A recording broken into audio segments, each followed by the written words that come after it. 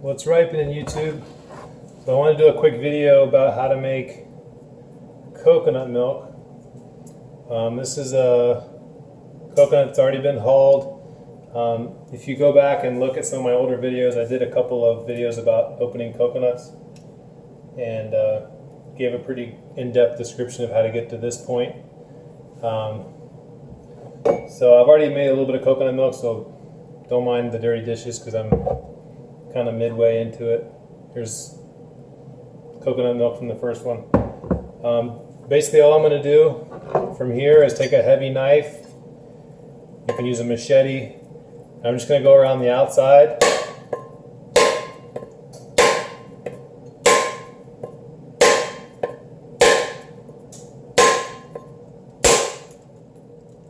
Alright. And drain the coconut.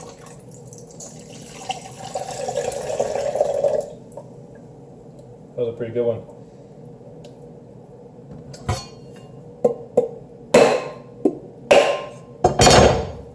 And then on the inside we have the coconut meat. I don't really like the word meat because I don't consume meat, but that's the common term. Now to get the coconut meat out, there's a couple ways to do it. And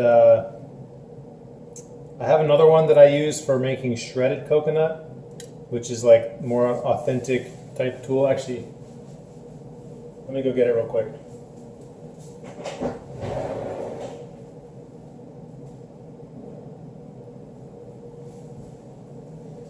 So this is how you make shredded coconut. Basically, this is a bench. You sit on the bench. This goes on the ground or on a chair. You sit on it.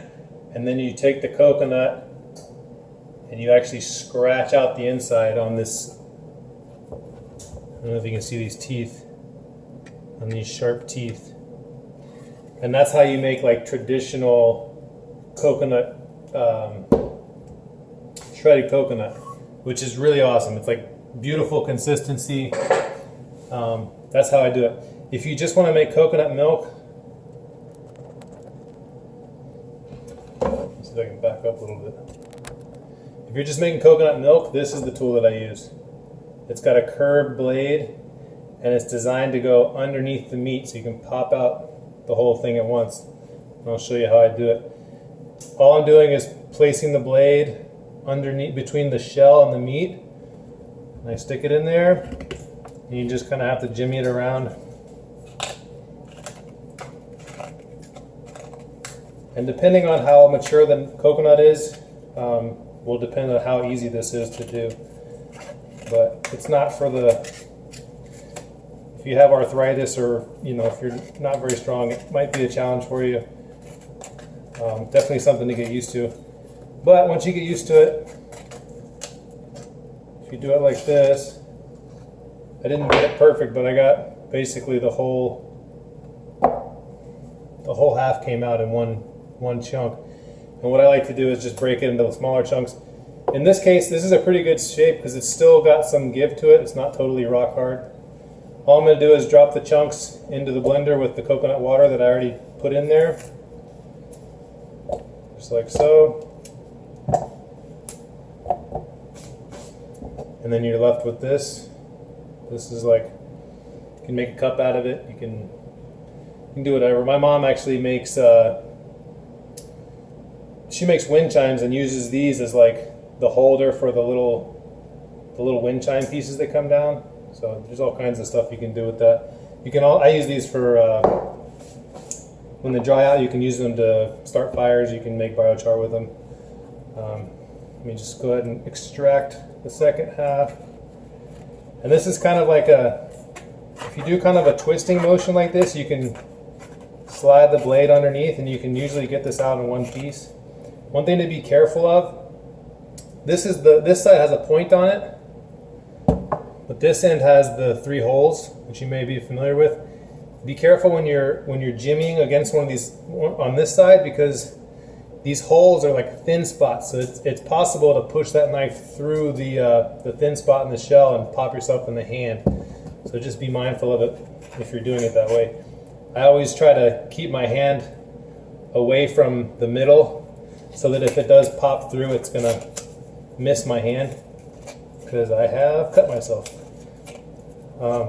So let that be the pro tip for this one. And just run this around. Sometimes you have to run around more than once just because you won't be able to get all the way underneath the first time around. But do it a few times and you'll get used to it. There you go. There's the remaining shell. So now I have 2 cups and there's my meat. And all I'm doing is I break it into little pieces. When it's fresh like this, it's really nice to work with. I just harvested these coconuts like yesterday, or no, a couple days ago. Again, make sure that there's no shell going into the blender because you can cause some damage that way. So if you look, here's what I have. Just coconut meat and coconut water. Never mind the pre-mixed stuff on the outside of the blender. That's just from the last batch that I did. Usually, depending on how much coconut water was in the nut, you'll be able to just blend it the way it is, and that's ideal because then it's just one ingredient, it's just the coconut. If it's not enough water to blend everything, you can add some more water, and I have to do that pretty often if I'm using older coconuts. So let me get my tamper tool.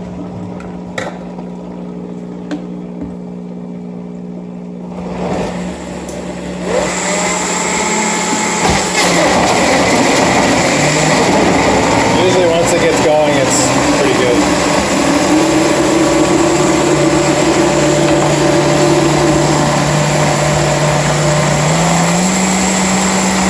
You can see it's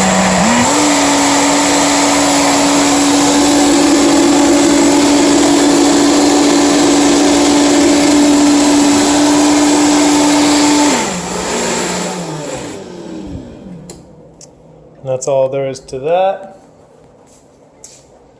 The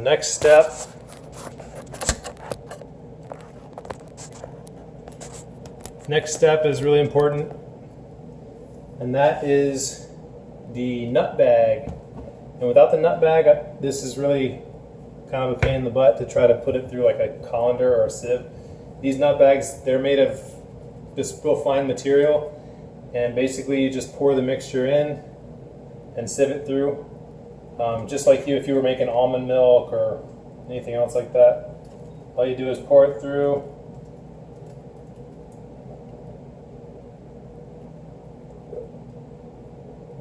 Yeah, I use my hands when I cook, so pardon me for using my hands to get the rest of this out of here.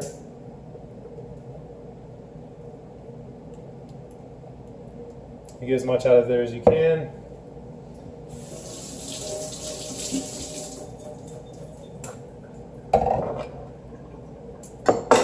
And then, once you have it in the bag, you can just let it hang and let it drip on its own, or you can do what I do and just squeeze it by hand. And you can see this better with my shirt.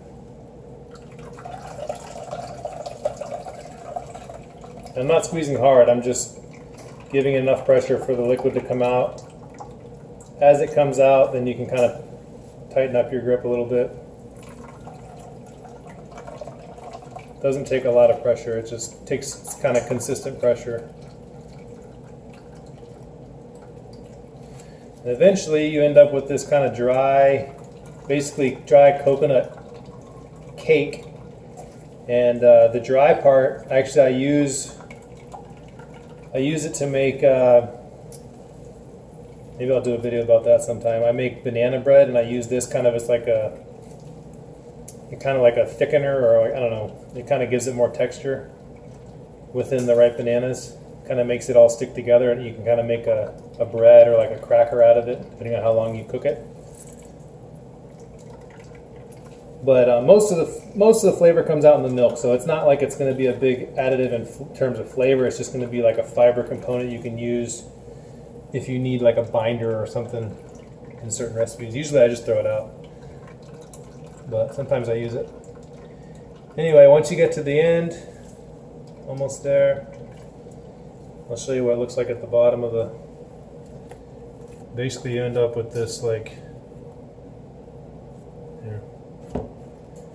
You end up with this cake. Oops, I dropped some. And I mean, you can eat it. Tastes like coconut. But that's all there is to it. It's pretty easy.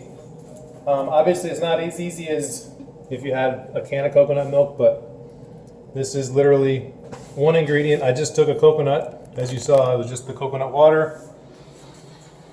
It was just the coconut water and the coconut meat, and absolutely delicious.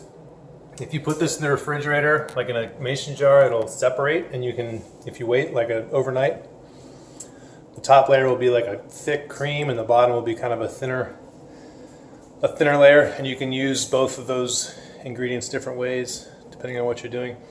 I'm using this coconut milk to make pumpkin soup, which I'm going to post a video about shortly, so stay tuned for that.